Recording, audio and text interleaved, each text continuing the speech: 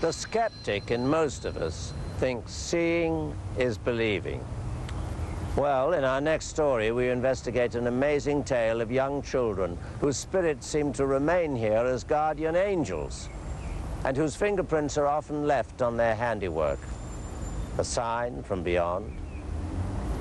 More often than not, ghost stories are frightening, but even more frightening when the story is true. Let's go back to the south side of San Antonio. It was late one evening in 1984 when Paula Williams was driving home from work, taking her usual route. A young girl standing alone on the side of the road caught her attention. Are you all right?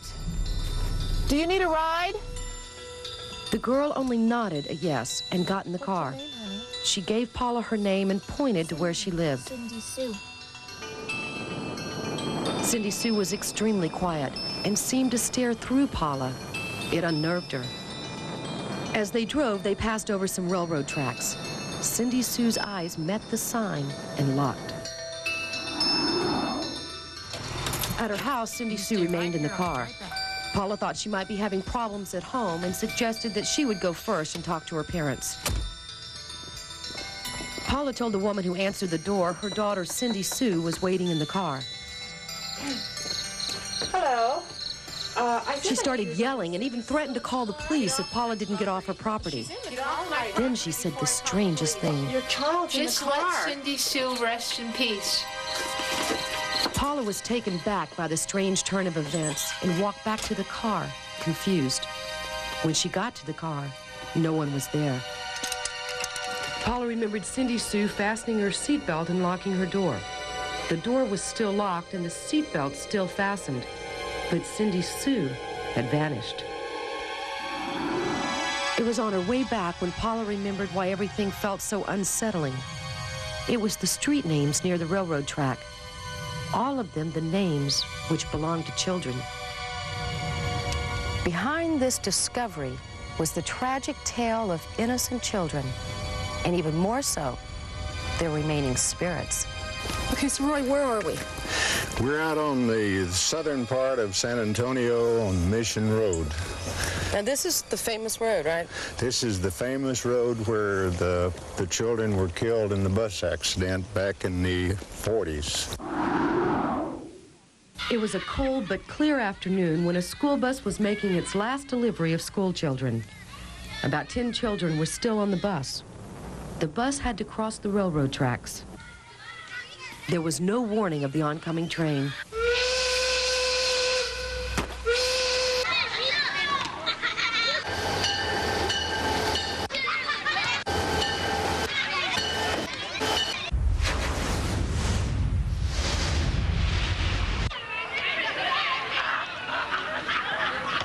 The bus stalled on the track and the train come along, and before the kids could get off, it hit the school bus and killed all the kids.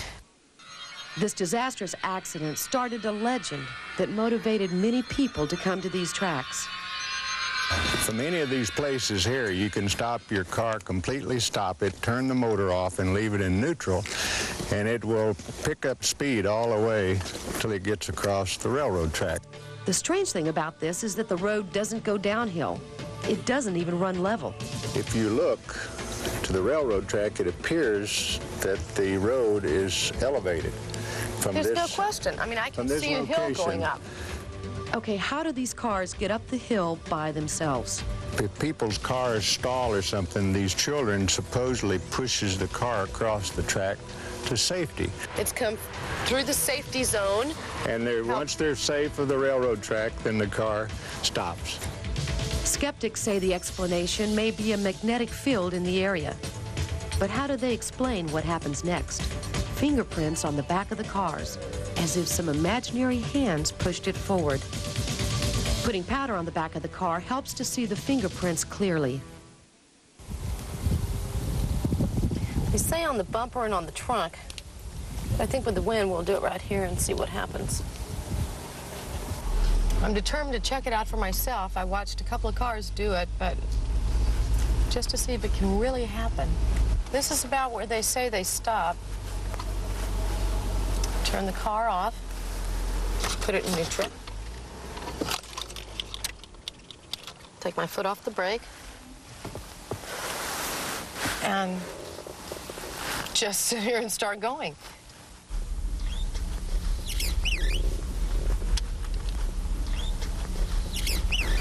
And it's beginning to pick up speed. This is amazing.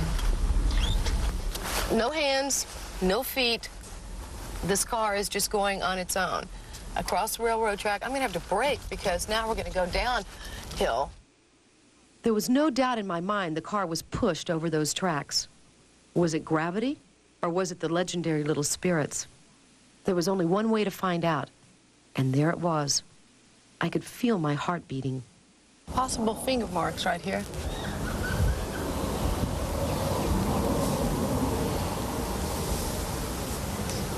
And a couple of prints right here. Well, that really is pretty amazing.